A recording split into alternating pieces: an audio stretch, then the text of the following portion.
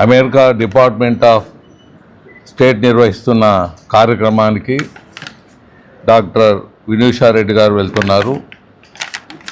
వినూషా రెడ్డి గారు ఒక భారతదేశం నుంచి ఒక మహిళా ప్రతినిధిగా సెలెక్ట్ కావటమే కాకుండా ఏషియన్ కంట్రీస్లో ఇంకా కొంతమందిని కొన్ని కంట్రీస్లో సెలెక్ట్ చేసి ఒక లీడర్షిప్గా ఆమె వెళ్తున్నది అమెరికాకు.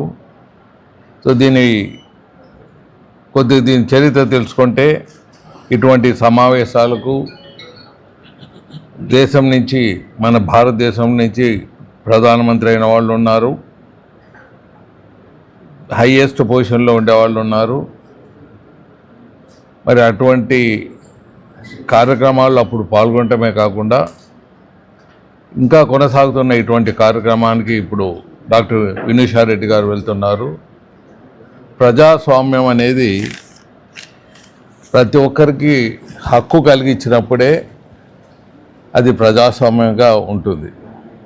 ఒట్టి మగవాళ్ళు మాత్రమే పరిపాలన చేస్తుంటే తోటి సోదరీమణులకు అవకాశాన్ని ఇవ్వకపోతే అది ప్రజాస్వామ్యం కింద రాదు. ముఖ్యంగా భారతదేశంలో పంచాయతీల వరకు మహిళలకు రిజర్వేషన్ తీసుకురావడం జరిగింది చాలా స్టేట్స్లో. బట్ ఈ రాజ్యాంగపరంగా అమెండ్మెంట్ చేసి లోకసభలో చట్ట సభల్లో కూడా అసెంబ్లీలో కూడా తీసుకొని వచ్చే ప్రక్రియని భారతీయ జనతా పార్టీ మొదలుపెట్టినది. అది త్వరలో అది ఆ అదృష్టాన్ని చూడగలుగుతామని తెలియజేస్తున్నాం. మరి ముఖ్యంగా అమెరికా మనం ప్రజాస్వామ్యం గురించి ఎక్కువగా మాట్లాడుతున్నాం. ఇప్పుడు మీరు చూస్తున్న అక్కడ ప్రెసిడెంట్ని చూస్తుంటే ప్రజాస్వామ్యం అనేది ఒక భారతదేశంలోనే ప్రపంచంలో ఒక మార్గదర్శకంగా ఉందని తెలియజేస్తున్నాను. ట్రంప్ గారు రాత్రి డ్రీమ్లో ఏమనుకున్నారో పొద్దున్నే దాన్ని ఆర్డర్లో ఇంప్లిమెంట్ చేస్తున్నాడు. అది ప్రజాస్వామ్యం కింద రాదు. దాన్ని చర్చించాలి, సెనెట్లో చర్చించాలి, దాని కార్యరూపాన్ని తీసుకురావాలి. ఆయన మనసులో ఏమున్నదో అదే ఒక ఆర్డర్స్గా తీసుకొని వస్తే అది ప్రజాస్వామ్యం కింద రాదని తెలియజేస్తున్నారు. సో అలాంటి దేశానికి డాక్టర్ అవినాష్ రెడ్డి గారు వెళ్తున్నారు. మరి ఆమె వెళ్ళటమే కాకుండా ఒక టీం లీడర్గా వెళ్తూ ఉంది. టీం లీడర్గా వెళ్ళి వినూషా రెడ్డి గారు మన ప్రజాస్వామ్యం గురించి వాళ్ళకి ఎక్స్ప్లెయిన్ చేసేదాంట అక్కడి నుంచి నేర్చుకునేదానికన్నా మన ప్రజాస్వామ్యాన్ని గురించి అక్కడ ఎక్స్ప్లెయిన్ చేసి అక్కడ ఏమైనా మార్పులు చేసేదట్లా వారికి హితోపదేశంగా వెళ్ళటమే జరుగుతుంది. కానీ అక్కడి నుంచి మనం నేర్చుకొని వచ్చేది ఏమీ ఉండకపోవచ్చు అని నేను అనుకుంటున్నాను. ఏదేమైనా ప్రపంచంలో ఇటువంటి మంచి సలహాలు ఇచ్చే దాంట్లో ముందుకు పోతుంటే బాగుంటుంది. నేను అక్కడ పార్లమెంటుని చూడటం జరిగింది, అక్కడ వెళ్ళటం జరిగింది. మన పార్లమెంటు ముందు అది ఏం పెద్దగా గొప్పగా ఉండదు. అంటే ఒక భవనమే కాదు, లోన జరుగుతుండే చర్చలు కానీ దానికి ఒక ఇంపార్టెన్స్ ఇవ్వటం కానీ భారతదేశంలోనే దానికి ఒక విలువలు ఉన్నది.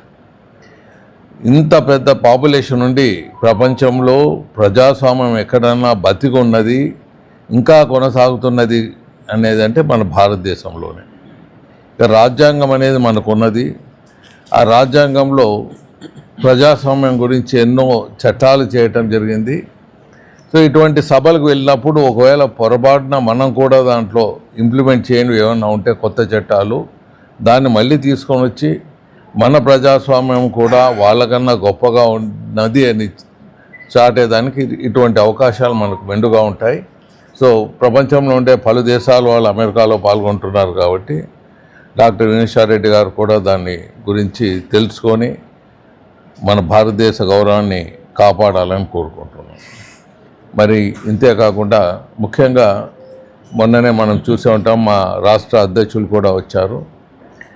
అక్టోబర్ 2 నుంచి మన జిల్లా అధ్యక్షులు రామకృష్ణ ఆధ్వర్యాన మిగతా నాయకులంతా అక్టోబర్ 2 నుంచి మన టెంపుల్స్ అంటే మన జిల్లాలో కూడా కొన్ని టెంపుల్స్ గత ప్రభుత్వంలో దాన్ని పగులగొట్టడం, దురాక్రమణ చేయటం జరిగింది. ముఖ్యంగా పత్తికొండ లాంటి ప్రాంతాల్లో, దాని మీద కోసిగి అలాంటి ప్రాంతాల్లో. సో ఈ జిల్లా నుంచే దాన్ని శంకారావం చేయటం జరుగుతుంది. మన ఎమ్మెల్యే గారు కూడా ఉన్నారు, నాయకులు ఉన్నారు. దాన్ని కొద్దిగా పెద్ద ఎత్తున ఉద్యమం రూపంలో తీసుకుపోతాం. ఎందుకంటే ఇంతవరకు ప్రభుత్వం దాని మీద చలన చూపటం లేదు. ఎందుకంటే దాని మీద మనం చర్యలు తీసుకోలేదనుకోండి, మళ్ళీ ఫ్యూచర్లో కూడా ఇటువంటి దురాగతాలు జరిగేదానికి అవకాశాలు మెండుగా ఉంటాయి. సో తప్పకుండా అప్పుడు, ఎందుకంటే అప్పుడు ఆ గత ప్రభుత్వంలో కంప్లైంట్స్ ఇస్తే ఇటువంటి జరిగినాయంటే కంప్లైంట్స్ ఇచ్చిన భారతీయ జనతా పార్టీ నాయకుల్ని అరెస్ట్ చేయటం జరిగింది. సో అటువంటి చర్యలు అప్పుడు జరిగాయి. అటువంటి పురోగతం కాకుండా ఫ్యూచర్లో ఇప్పుడుండే ప్రభుత్వాన్ని కోరుతున్నాం మీడియా ద్వారా, దాని మీద చర్యలు తీసుకోండి. లేకపోతే గాంధీ జయంతి అక్టోబర్ 2న ఒక ఉద్యమంగా ఆ కార్యక్రమాన్ని శ్రీకారం చుడతామని తెలియజేస్తున్నారు. అంతేకాకుండా కర్నూలుకు సంబంధించిన ఇరిగేషన్ ప్రాజెక్టులు అది కూడా రాష్ట్ర ప్రభుత్వాన్ని దృష్టికి తీసుకొని పోయే విధంగా already Bharatiya Janata party Rayalaseema declaration ఒకటి ఉన్నది. దాన్ని మళ్ళీ వెలుగులో తీసుకొని ముందుకు పోయే దిశలో ముందుకు వెళ్తున్నాం. ఎందుకంటే ఒక టైం ఇవ్వాలి ప్రభుత్వానికి. కొత్త ప్రభుత్వం ఏర్పడ్డది, ఫైనాన్షియలీ క్రైసిస్లో ఉన్నది ఈ ప్రభుత్వము. ఎర్లియర్ ఇన్సిడెంట్స్ నుంచి, ఎర్లియర్ చర్యల వల్ల ఫైనాన్షియల్ క్రైసిస్కు ఈ రాష్ట్రం దారి తీసింది.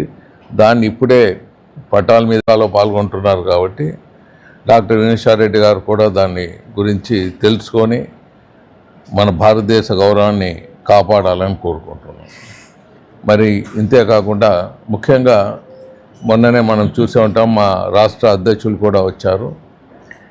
అక్టోబర్ 2 నుంచి మన జిల్లా అధ్యక్షులు రామకృష్ణ ఆధ్వర్యాన మిగతా నాయకులంతా అక్టోబర్ 2 నుంచి మన టెంపుల్స్, అంటే మన జిల్లాలో కూడా కొన్ని టెంపుల్స్ గత ప్రభుత్వంలో దాన్ని పగులగొట్టడం, దురాక్రమణ చేయటం జరిగింది. ముఖ్యంగా పత్తికొండ లాంటి ప్రాంతాల్లో, దాని మీద కోసిగి అలాంటి ప్రాంతాల్లో. సో ఈ జిల్లా నుంచే దాన్ని శంకారావం చేయటం జరుగుతుంది. మన ఎమ్మెల్యే గారు కూడా ఉన్నారు, నాయకులు ఉన్నారు. దాన్ని కొద్దిగా పెద్ద ఎత్తున ఉద్యమం రూపంలో తీసుకుపోతాం. ఎందుకంటే ఇంతవరకు ప్రభుత్వం దాని మీద చలన చూపటం లేదు. ఎందుకంటే దాని మీద మనం చర్యలు తీసుకోలేదనుకోండి, మళ్ళీ ఫ్యూచర్లో కూడా ఇటువంటి దురాగతాలు జరిగేదానికి అవకాశాలు మెండుగా ఉంటాయి.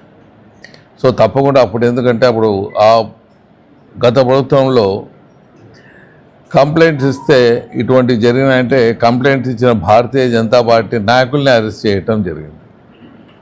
సో అటువంటి చర్యలు అప్పుడు జరిగాయి. అటువంటి పురోగతం కాకుండా ఫ్యూచర్లో ఇప్పుడుండే ప్రభుత్వాన్ని కోరుతున్నాం మీడియా ద్వారా, దాని మీద చర్యలు తీసుకోండి. లేకపోతే గాంధీ జయంతి అక్టోబర్ 2న ఒక ఉద్యమంగా ఆ కార్యక్రమాన్ని శ్రీకారం చుడతామని తెలియజేస్తున్నారు.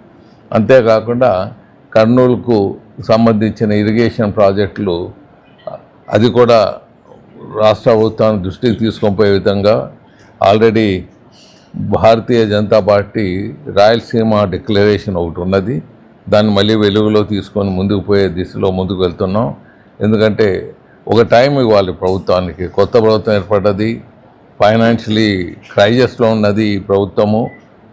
ఎర్లియర్ ఇన్సిడెంట్స్ నుంచి, ఎర్లియర్ చర్యల వల్ల ఫైనాన్షియల్ క్రైసిస్కు ఈ రాష్ట్రం దారి తీసింది. దాన్ని ఇప్పుడే పటాల మీద పెడుతున్నారు చంద్రబాబు నాయుడు గారు. పరిపాలన బాగున్నది, కానీ పరిపాలన బాగున్నది, అన్ని సమస్యలు కూడా అట్ ఏ టైం తీసుకొని వెళ్తే వాళ్ళకి ఇబ్బందులు అవుతుంది. Given enough time, more than 1 year. ఇప్పుడు మా ప్రాంతాలను కూడా, మా ప్రాంత సమస్యలు కూడా ముందుకు తీసుకువెళ్ళాలని మీడియా ద్వారా కోరుతున్నాను. సరైన వేదిక ఇచ్చి ఒక స్పోక్స్ పర్సన్గా నాకు కెరీర్ ప్రారంభించి ఇది దోహదపడుతుంది. ఈ యొక్క విశిష్టత ఏంటంటే నరేంద్ర మోడీ, ఇది భారతీయ జనతా పార్టీలో ఉన్న ప్రతి ఒక్కరిని